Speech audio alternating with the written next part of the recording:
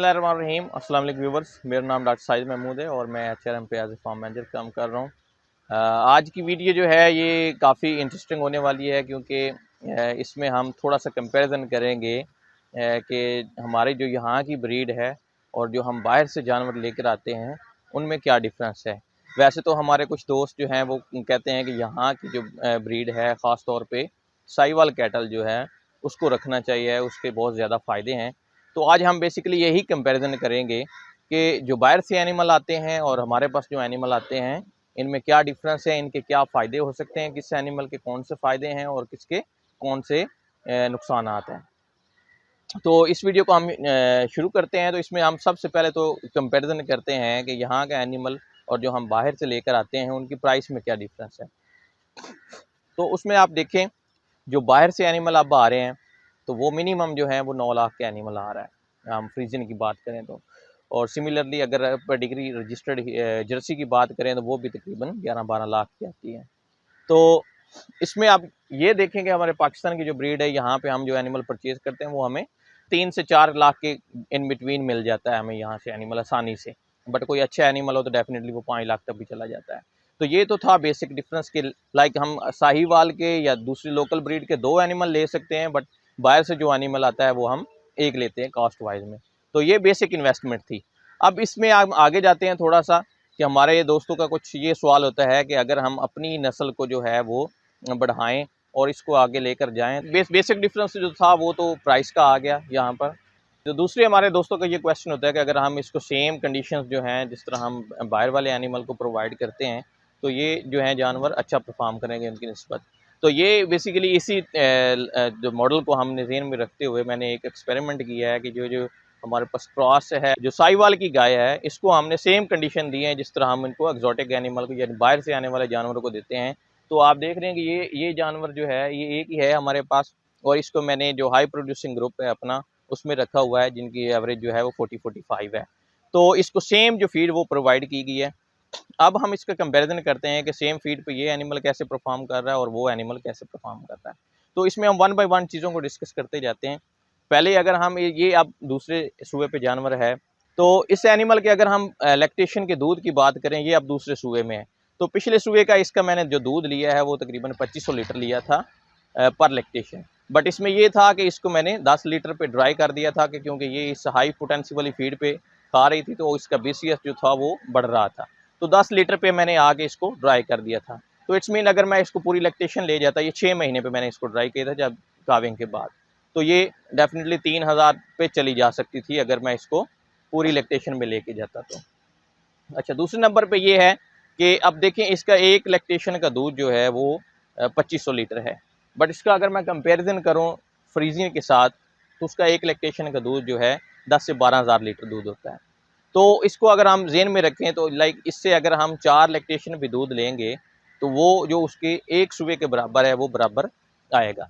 Feed की बात थी तो फीड ये सेम उसके साथ फीड जो खा रही है उसी बैच में खा रही है, क्योंकि हमारे लोगों का क्वेश्चन होता है कि सेम फीड आप प्रोवाइड नहीं करते, इतना वंडा नहीं डाल सकते, इतना साइलेज अच्छा नहीं डाल सकते, इतनी कंडीशन अच्छी नहीं होती। तो ये सेम कंडीशन में उसी बैच में एक एनिमल है हमारे पास साहिवाल का जो हमने सेम कंडीशन पे रखा हुआ। तो इससे ये इसका मतलब ये हुआ कि आप जो 4 सुबह से इसका दूध लेंगे वो आप एक फ्रीजियन से एक जानवर का ले सकते हैं। हाँ, दूसरे नंबर पे इसकी फ़ैट की बात करें तो वो डेफिनेटली फ़ैट जो है या TS जो है वो फ्रीजियन से ज़्यादा है। अच्छा, ये तो इसका दूध का लैक्टेशन का था रिकॉर्ड कि ये उनके कंपैरिजन में कितना दूध दे रही है। हाँ, दूसरे अब ये हो सकती है अब दूसरी लैक्टेशन में ये हमें अब कंफर्म है कि ये जो एनिमल है ये हमें 8-9 सुबह दे सकता है आराम से, क्योंकि इसका जो स्ट्रक्चर है वो आप देख रहे हैं स्ट्रॉन्ग है, फिजिकली स्ट्रॉन्ग है, शॉर्ट स्टेचर एनिमल है। और अगर हम इसकी अब अडेप्टेशन की बात करें तो ये नॉर्मली जो एनिमल्स के साथ हैं हमारे फ्रीजियन एनिमल्स उनके साथ बहुत आराम से रहती है, सेम टेबल पे फीड खाती है। और मज़े की बात ये है कि ये भी शावर को एंजॉय करती है जिस तरह हमारे एक्जोटिक एनिमल शावर्स को एंजॉय करते हैं। अगर हम आ जाएं दूसरी तरफ इसकी हेल्थ पे तो हेल्थ में नो डाउट ये आज तक जानवर जो है बीमार नहीं हुआ, इसको सिंगल इंजेक्शन भी नहीं लगा। ये दूसरी लैक्टेशन में अभी एनिमल है। तो टेक रेजिस्टेंस वो डेफिनेटली हमारे एनिमल्स में जो है वो ज़्यादा है। और उसकी निस्बत अगर हम दूसरी बात करें तो इनकी जो डिजीज़ के अगेंस्ट इम्यूनिटी है वो भी काफ़ी स्ट्रॉन्ग होती है कि आज तक ये बीमार नहीं हुई, लेमनेस के केसेस इनमें नहीं देखे जा सकते। सो हेल्थ वाइज हम कह सकते हैं कि ये एनिमल्स जो हैं वो एक्जोटिक की निस्बत बहुत स्ट्रॉन्ग है। और हम अगर इसकी दूसरी दूध की बात करें तो वो डेफिनेटली मैंने आपको बता दिया। अच्छा, अब आप अगला क्वेश्चन आता है कि इसकी रिप्रोडक्शन कैसी है, ये एनिमल प्रेग्नेंट कितना जल्दी है। तो ये इसकी आउटस्टैंडिंग रिजल्ट हैं इसमें रिप्रोडक्शन में। ये एनिमल एग्जैक्टली बच्चा देने के 21 दिन बाद हीट में आ गया और लैक्टेशन में ये पहले स्ट्रा पे ठहर गया था। तो डेफिनेटली इसमें भी ये उम्मीद है कि पहले ही टीके पे ठहर जाएगा। सो इसकी अगर हम ये बात करें कि रिप्रोडक्शन कैसी है तो वो डेफिनेटली बहुत स्ट्रांग है एज़ कम्पेयर टू हॉल्स्टियन के, कि ये जल्दी जानवर प्रेग्नेंट हो जाता है। बट इसकी क्योंकि लैक्टेशन जो है वो इतनी लंबी नहीं होती, 6 महीने ये दूध देता है, तो उसके बाद ये एनिमल जो है वो ड्राई हो जाता है। तो अब हम इसको अगर समराइज़ करें कि जो हमारे पास फ्रीजियन एनिमल है, हॉल्स्टियन फ्रीजियन है, और हमारी जो लोकल ब्रीड है, तो हमें कौन सी जानवर जो है वो रखना चाहिए। तो इसमें बहुत सिंपल सा मैंने आपको तकरीबन एनालिसिस बता दिया। हम इसको मज़ीद समराइज़ करते हैं तो हम ये देखेंगे, हम क्योंकि कमर्शियल जब डेयरी चलाते हैं तो डेयरी हम एज बिज़नेस चलाते हैं। तो बिज़नेस मॉडल में यही होता है कि जब हमें प्रॉफिट आता है तो अभी हम उसको रन करते हैं, नहीं तो अगर नुकसान होगा तो हम उसको ज़्यादा देर तक नहीं चला सकते। तो इसमें अब ये है कि इस जानवर ने जो आपको 4 या 5 सुबह में दूध देना है, वो एनिमल आपको जो है वो एक लैक्टेशन में उतना दूध दे देता है। तो दूध की बात करें तो डेफिनेटली फिर हमें अगर इतनी हाई पोटेंसी जिस तरह आजकल फीड की प्राइसेस जो हैं वो इंक्रीज़ हो गई हैं, तो ये एनिमल जो है वो डेयरी फार्मिंग में अगर आप ज़्यादा प्रॉफिट कमाना चाहते हैं तो डेफिनेटली आपको फ्रीजियन एनिमल जो है वो ज़्यादा मार्जिन देता है इसमें। बट अगर हम हेल्थ की बात करें और रिप्रोडक्शन की बात करें तो ये एनिमल डेफिनेटली उन एनिमल से बहुत स्ट्रॉन्ग है, क्योंकि यहाँ का लोकल है। एक तो गर्मी बर्दाश्त करता है, दूसरी इसको डिजीज़ के अगेंस्ट इसकी बहुत क़ुव्वत मुदाफ़त है, और थर्ड नंबर पे ये है कि ये इनमें लेमनेस के बिल्कुल इशू नहीं होते। दूसरा मैं इसका एक और कंपैरिजन करता जाऊँ कि इसकी जो इसने पहला बच्चा दिया था वो थी फीमेल काफ। तो फीमेल काफ की अगर ग्रोथ की मैं बात करूँ तो वो अभी एनिमल जो है वो हमारे इस सेम बैच में सेम कंडीशन प्रोवाइड करते हुए जो हॉल्स्टियन फ्रीजियन के बच्चे थे वो 10 से 11 महीने में 400 kg वेट अचीव कर गए और उनकी एआई कर दी गई और वो प्रेग्नेंट हो गए। बट क्योंकि इनका ग्रोथ रेट जो है वो एज़ कम्पेयर हॉल्स्टियन बहुत कम है, तो इनकी जो हीफर थी वो 15 महीने में जाके उसने जो वेट अचीव किया 350।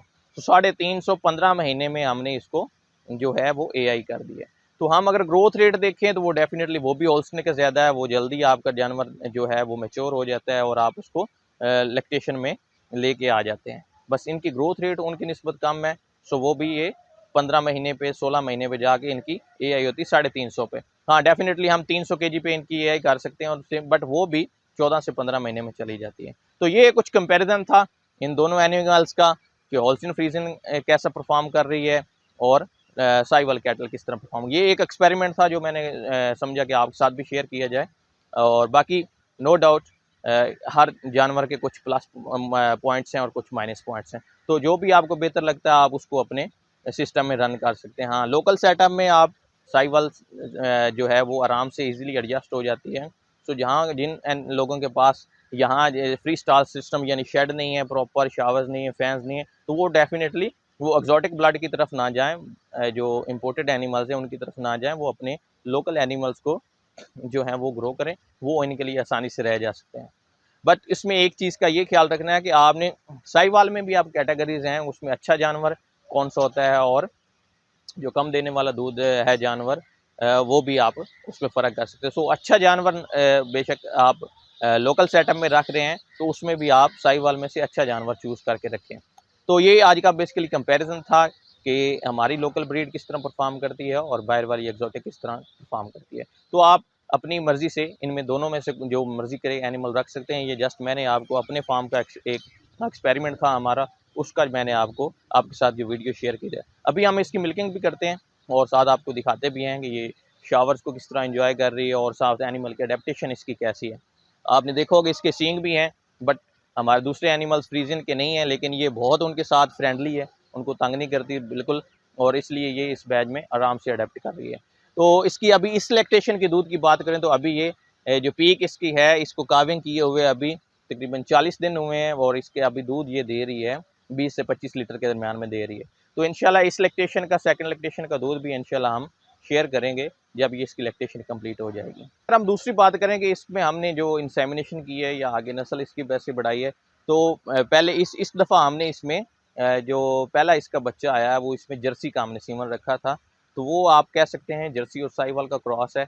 तो इस दफ़ा भी हमने जर्सी का सीमन इसमें रखा है। तो इंशाल्लाह हम नेक्स्ट वीडियो में जो है वो आपकी इसकी जो हीफर है उसका कंपैरिजन करेंगे फ्रीजियन के साथ कि वो किस तरह परफॉर्म कर रही है और दूसरे एनिमल जो फ्रीजियन के हैं वो किस तरह परफॉर्म कर रहे हैं। तो ये कंपैरिजन इंशाल्लाह एक नेक्स्ट वीडियो में हम बनाएंगे, तो वो भी आपके साथ एक्सपीरियंस शेयर करते हैं। इसमें ये क्वेश्चन आता है कि हम इसको आगे किस तरह ले जाएंगे, प्योर साहिवाल की तरफ लेके जाएंगे इसकी जनरेशन को, या हम इसको जो है क्रॉस की तरफ लेके जाएंगे। तो इसमें हमने एक जो हमने मॉडल बनाया, हम इसको 3 वे क्रॉस की तरफ लेकर जा रहे हैं।